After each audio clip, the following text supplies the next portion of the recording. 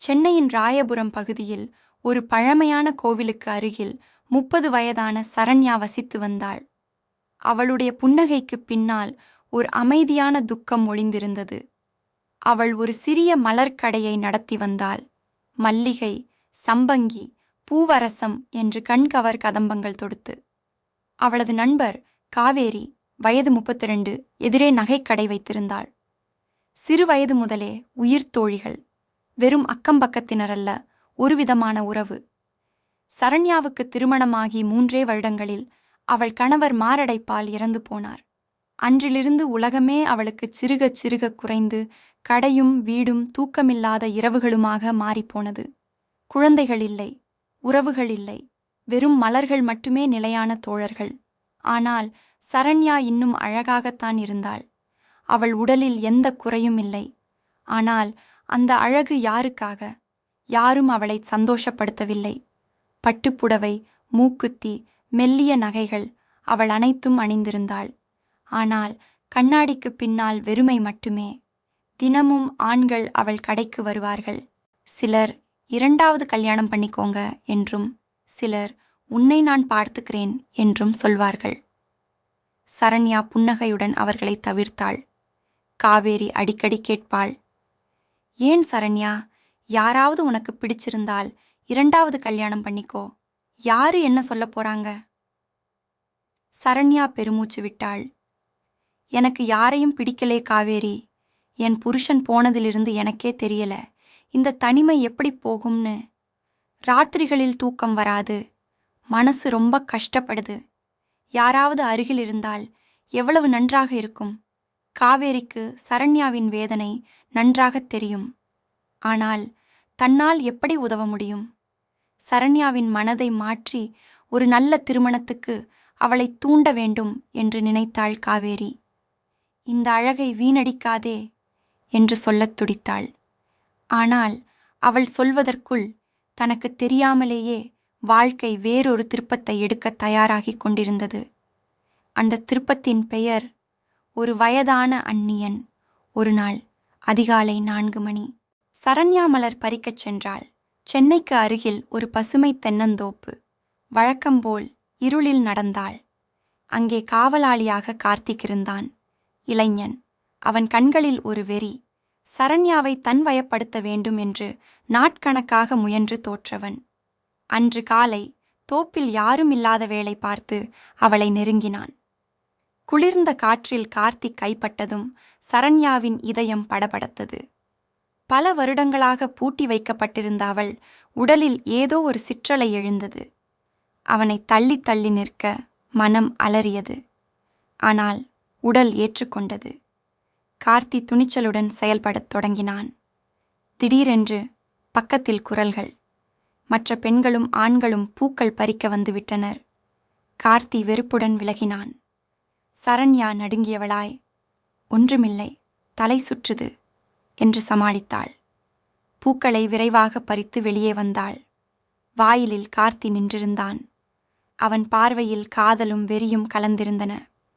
அவன் கைப்பிடித்து, எப்போ வேண்டுமானாலும் எங்க வீட்டுக்கு வரலாம், சைகை காட்டினால் ஓடி வருகிறேன் என்றான். சரண்யா பயந்து வீடு திரும்பினாள். கடைக்கு கூடச் செல்லாமல் படுத்துக்கொண்டாள். அதிகாலை நிகழ்வு அவள் மனதை முற்றுகையிட்டது. பிறகு கதவு தட்டப்பட்டது. காவேரிதான். ஏன் கடைக்கு வரலே, முகம் ஒரே மாதிரி இருக்கு என்றாள். சரண்யா கதறினாள். தோப்புல ஒரு பையன் என்னை கட்டிப்பிடிச்சிட்டாண்டி காவேரி. காவேரி அதிர்ச்சியில், கார்த்திக் இவ்வளவு துணிஞ்சிட்டானா என்றாள். நீ அவனோட என்ஜாய் பண்ணுங்க என்றும் சொன்னாள். சரண்யா மறுத்தாள். நான் தனியாயிருப்பதால தான் இப்படி தொல்லை என்று காவேரி புரிந்து கொண்டாள். உனக்கு ஒரு நல்ல துணை வேண்டும் என்று முடிவு செய்தாள். சரண்யா பாதுகாப்பற்று உட்கார்ந்திருக்க காவேரி ஏதோ யோசித்துக் கொண்டிருந்தாள். வெளியே சத்தம் கேட்டது. இருவரும் வாசலுக்குச் சென்று பார்த்தாள். ஒரு வயதான மனிதர் வாசற்படியில் படுத்து தூங்கிக் கொண்டிருந்தார். யார் இவர்? எங்கிருந்து வந்தார்? அந்த மனிதரின் கண்களில் ஒரு மர்மம் ஒளிந்திருந்தது. தாத்தா, நீங்க யாரு என்று கேட்டாள் சரண்யா. வயதானவர் மெல்லிய குரலில், எனக்கு யாரும் இல்லப்பா, அனாதையாக இருக்கேன், வெளியூரில் இருந்து வந்தேன். திடீர்னு தலை சுத்தி இங்கே வந்து விழுந்தேன் என்றார். பெயர் ராமசாமி. சரண்யாவுக்கு இரக்கம் வந்தது. உடனே சாப்பாடு கொடுத்தாள். இட்லி, தோசை, பொண்டா, சட்னி, டீ. ராமசாமி வேகமாகச் சாப்பிட்டார். காவேரிக்கு ஒரு ஐடியா தோன்றியது. சரண்யா, இவரை நம்ம வீட்டிலேயே வைத்துக் கொள்ளலாம். காலையில் பூ பறிக்க உன்னோடு வருவார். ஒரு பாடிகார்ட் மாதிரி. கார்த்திக் நெருங்க முடியாது. சரண்யா யோசித்தாள். ஆம், இது நல்ல யோசனைதான். ராமசாமியிடம் கேட்க அவர் சம்மதித்தார். அவருக்கு தங்க வசதி செய்தார்கள். வீட்டுத் திண்ணையில் ஒரு மூலையில். மறுநாள் அதிகாலை 4:30 மணிக்கு ராமசாமி எழுப்பினார். இருவரும் தோப்புக்குச் சென்றார்கள். கார்த்திக் வாயிலில் நின்றான். புதிய மனிதரை பார்த்து அவனால் எதுவும் செய்ய முடியவில்லை.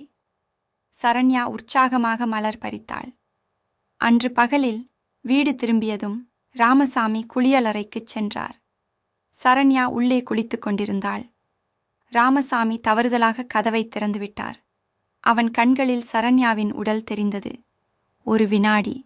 அதற்குள் சரண்யா துணியால் மறைத்து கொண்டாள். ராமசாமி அமைதியாக வெளியேறினார். ஆனால் அந்த ஒரு வினாடி சரண்யாவின் உடல் முழுவதும் ஏதோ மாறியது. பல வருடங்களாக மறைந்திருந்த உணர்வுகள் மெல்லத் தட்டி எழுந்தன. சரண்யாவின் முகத்தில் ஒரு புதிய பதற்றம். காவேரி கேட்டாள், ஏன் இப்படி இருக்கே? என்ன நடந்தது? சரண்யா ஒன்றும் சொல்லவில்லை. ஆனால் அவள் கண்கள் ராமசாமியை தேடின. அன்று மாலை கடை மூடியதும் வீட்டுக்குத் திரும்பியபோது ஒரு தனிமை சந்தர்ப்பம் ஏற்பட்டது. ராமசாமியும் சரண்யாவும் மட்டும். இரவு. சரண்யா பதட்டத்துடன் படுத்திருந்தாள். கதவு தட்டப்பட்டது. ராமசாமி, என்ன வேணும் என்றாள் பயத்துடன். உன்னிடம் பேசணும் என்றார் அவர். அறைக்குள் நுழைந்ததும், நானும் பல வருடங்களாக எந்த தொடுதலும் இல்லாமல் இருக்கிறேன். என் மனைவி இறந்து 10 வருடம் ஆகிறது. நீயும் தனியாகத்தான் இருக்கிறாய். சரண்யா நடுங்கினாள். ஆனால் அவள் எதிர்க்கவில்லை. அந்த வயதான கைகள் அவளை அணைத்தபோது உடல் முழுவதும் மின்சாரம் பாய்ந்தது. இருவரும் இடையில் எந்த தடையும் இல்லாமல் காதலித்தார்கள். சரண்யா பெருமூச்சு விட்டாள். 6 வருடங்களுக்குப் பிறகு முதல் முறையாக மகிழ்ச்சியை உணர்ந்தாள். ராமசாமி மிக மென்மையாகவும் அனுபவத்துடனும் இருந்தார். சரண்யாவின் மெல்லிய குரலில் பாட்டு எழுந்தது.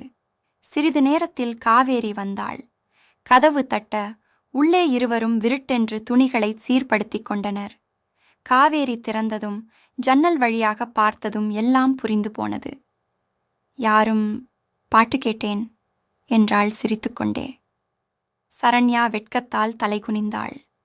காவேரி மெல்லக் கூறினாள், உனக்கு இந்த மகிழ்ச்சி கிடைச்சதில் எனக்கு சந்தோஷம்டி. நானும் இதை ரசிக்கிறேன். ஆனால் அன்றுதான் காவேரிக்கும் ராமசாமி மீது ஒரு விருப்பம் உருவானதை உணர்ந்தாள். அவள் கணவன் குமார் ஒரு குடிகாரன். அவனுக்கு காதல் என்றால் என்னவென்றே தெரியாது. இரவுகள் முழுவதும் துன்புறுத்தல்தான். காவேரி மனதில் ஒரு கனல் எரிந்தது. சரண்யாவும் ராமசாமியும் ஒன்றாக இருப்பதை பார்க்க பார்க்க காவேரிக்குள் ஏதோ உருவானது. எனக்கும் இந்த மகிழ்ச்சி தேவை என்று அவள் நினைத்தாள். அன்றிரவு தனது குடிகார கணவனிடமிருந்து தப்பி காவேரி சரண்யா வீட்டுக்கு ஓடி வந்தாள். 3 பேரும் ஒரே அறையில். அன்றிரவு மூவரும் அந்தச் சிறிய அறையில் பேசாமல் அமர்ந்திருந்தனர். ராமசாமி தனது கைகளை நீட்டினார். சரண்யா முதலில் அவரை சேர்ந்து கொண்டாள். பிறகு காவேரி தயங்கியவளாய் 2வதாக அவரை அணைத்து கொண்டாள். நானும் உங்கள் இருவருடன் இருக்கிறேன் என்றாள். அன்று முதல் மூவரும் ஒன்றாக வாழத் தொடங்கினர். கிழவனும் 2 இளம் பெண்களும். அவர்கள் ஊருக்குத் தெரியாமல் இரகசிய வாழ்க்கை. நாட்கள் இன்பமாக ஓடின. தோப்பில் பூப்பறித்தல், கடைவேலை, இரவில் இனிமையான தருணங்கள். ஆனால் விதி வேறு விதமாக நினைத்தது.